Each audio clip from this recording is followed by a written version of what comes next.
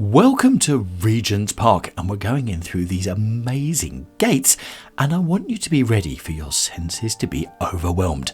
Yes, we're coming here in late spring, so we need you to clear your nostrils because you're about to experience some amazing smells just by watching this video. See these flowers? Are you ready for it already? Get ready. Inhale. Wow, you can smell the roses already. And we've got so many more to show you between now and the end of this video. But before we do all of that, let's show you where we are in Regents Park. That's providing we don't get run over by the skater. Right, so here is Regents Park as a whole, and this is Queen Mary's Garden. And you can see we're right there. Yep, I like that. Nice arrow. Right, we're going to go around the rose garden, and we're going to have a look at some of the other flowers that are out and about already. Now, we came down here to Regents Park and filmed here probably a good couple of years ago, and I've been waiting for it to come to life this spring so we could come down here and shoot again, because do you know what? This is one of my favourite parts of Regents Park because it is just alive, and just look at some amazing colours here. Now, the incredible thing is these are only some of the flowers that they've got in bloom already, because most of the rose garden hasn't hit bloom yet. In fact, it's still in bud, and you'll see that in just a couple of seconds. But just to come here and see some of this, I thought I've got to bring it to you, because I could either come back in a couple of months' time and catch all the other roses, or alternatively, let's bring you these, because these just look so amazing.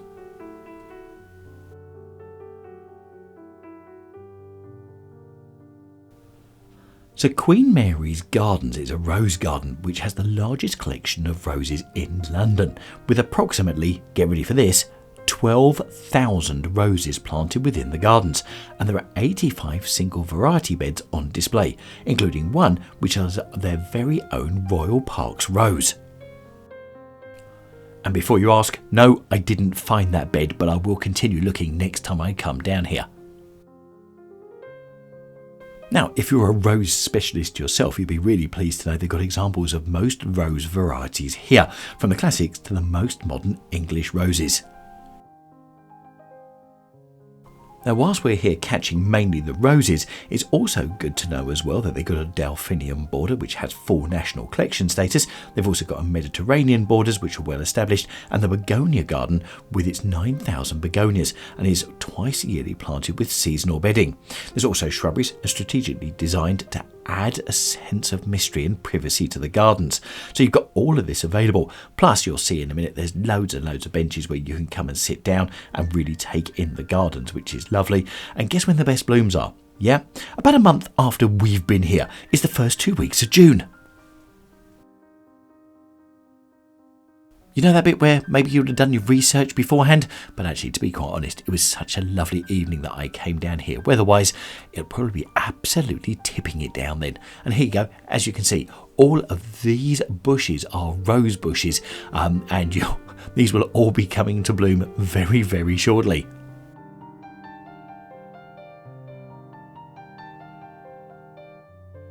That's whilst we're showing you around this fantastic part of Regents Park. Let me tell you a bit of history about Regents Park and this particular area.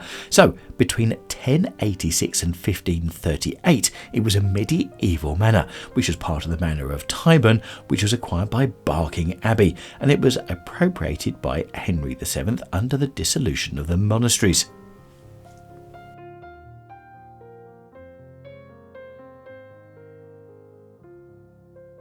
Between 1538 and 1649, it was a royal deer park, and the land was used for hunting by Henry VIII and Elizabeth I. Let's face it, what history in London wouldn't be complete without Henry VIII popping in there somewhere? Apparently, Henry is said to have enjoyed the invigorating ride from Whitehall Palace, which actually is not that far away as the crow flies. And if you're watching this from a different part of the planet and you're wondering why I'm going on about crows flying, it's the direct route and not going via the underground buses or anything else like that. Yes, it's more of a straight line between the two places. And I really hope you're getting that lovely sweet smell from all of these flowers. Maybe I was a bee in a former life. But anyway, just to show you how close to the West End we are, this is the BT Tower, which is sort of just behind Tottenham Court Road. Of course, purchased recently and will be turned very soon into a hotel. Continuing the history between 1649 and 1660, it was a source of timber for warships. Oliver Cromwell kept 3,000 trees for ships for his navy.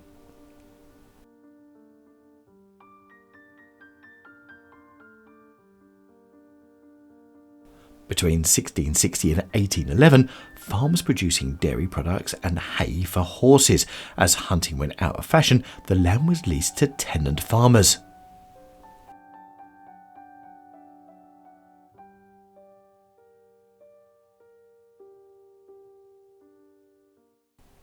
And what's amazing is you can see all the flowers here, but as you get even closer, you can see all the buds where the flowers are about to burst out. Can you imagine what it's going to be like in a couple of weeks' time?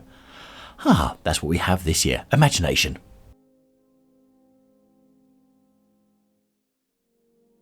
So between 1811 and 1824, the whole site was intended for a royal palace and housing, which thankfully never came to fruition.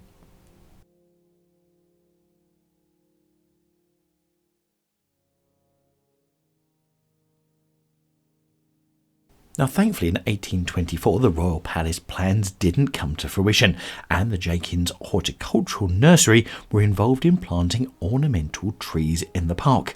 Then followed after that in 1839 by the Royal Botanic Society, which was a fashionable membership of the only horticultural society. Then from 1932, which we'll come back to just 1 second to the present time, of course, it's open all year round, free to visit with the open air theatre, of course, and a horticultural college. Now, the rose garden itself was first planted in 1932, which is when the other trees, etc., were planted here as well. And it's in the top 10 rose gardens to be seen across the world. And from when you've seen these before and all the roses out, you could probably understand why. Now, the original circular rose garden by Chester Gate, which is where we came in, is an iconic spot that attracts locals, tourists and photographers. Now, the garden's been in the history for quite some time, but a visit to the Rose Garden in September 1940 by the Canadian diplomat Charles Ritchie, he wrote in his diary, which was called The Siren Years, it describes the visit here with his lover, the writer Elizabeth Bowen. And he wrote, "This afternoon, Elizabeth and I went to visit the roses in Regents Park. For days, we had been talking of those roses, but I could never get away from the office before nightfall, and it seemed as if we should never go together to see them. Then, one perfect September afternoon, she telephoned to say that if we did not go today, it would be too late. They were almost over. So I put away the Foreign Office boxes in the safe and took a taxi to Regents Park. As we walked together, I seemed to see the flowers through the lens of her sensibility. The whole scene, the misty river, the Regency villas, a black swan floating downstream in the evening light, the dark purplish red roses whose petals already lay scattered." Now, what's interesting about that is the landscape around here, which we're showing you at the moment, and whilst we're showing you the roses as well, is definitely instantly recognisable, but the black swans are gone, replaced by white ones in the big rivers and the lakes here. And if you're coming to the Queen Mary's Gardens, you've got to make sure that you take time to come over to this area as well, which of course is the Japanese Garden.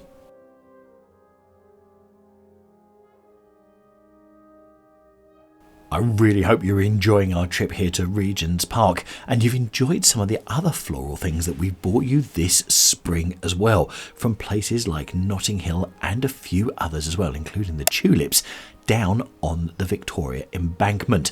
Now, if you haven't subscribed to the channel yet, please do, because otherwise you won't get notifications if you don't hit that bell button of when we upload new videos. And we do that 3 times a week. So go on, hit the subscribe button and do get notified when we've got new videos coming.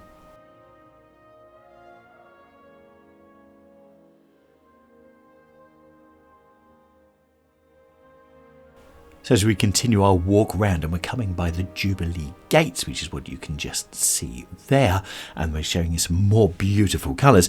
Just to let you know, the Queen Mary's Gardens were named after the wife of King George V. In 1932, when Queen Mary's Gardens opened to the general public, the first superintendent planted a rose garden, which was then completed in 1934. Now, another great thing that you've probably noticed from some of the beds as well, they've got the names of the different types of roses you've got there. So if you find one that particularly takes your fancy, at least you can get what its proper name is. So you can always refer to it as such and sound like you're in the knowledge. One thing I just can't get over is the different varieties of colours that you've got here. Now, one of the other things that you'll always come across when you come to Regents Park late in the evening is parties going on. There you go. You've got parties just behind the rose bushes. So there you go. Rose bushes not only for colour, but also for hiding people having parties behind. That's providing they keep quiet. But believe you me, this party didn't. And how about this beautiful colour orange here as well?